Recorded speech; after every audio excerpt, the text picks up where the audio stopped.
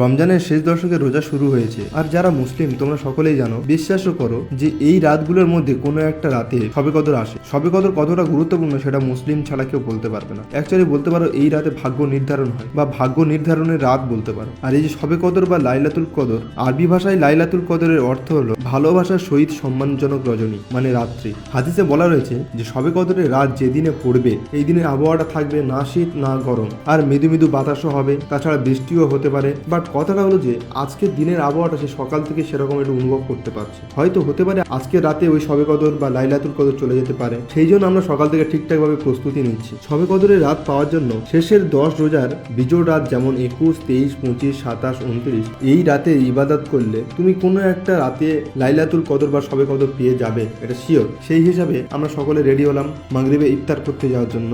ইফতার করতে এসে দেখলাম যে মজলিসটা খুব সুন্দরভাবে সাজিয়েছে। ঈদের তো মাত্র আর কিছুদিন অপেক্ষা, লাইটিং দেওয়ার জন্য মজলিসটা কত সুন্দর লাগছে দেখতেই পাচ্ছ তোমরা। দোয়া শেষ করে আমরা আজানের অপেক্ষায় রইলাম। আজান দেওয়ার পর আমরা বিসমিল্লাহ বলে ইফতার শুরু করে দিলাম। তারপর ওখানে নামাজ কমপ্লিট করে চলে এলাম রুমে এসে অল্প করে টিফিন করলাম। তো আজকের দিনটা এইভাবেই কেটে গেল। আর লাইলাতুল কদরের নামাজ তো পড়েছি, ওটা নিয়ে চাপ নেই।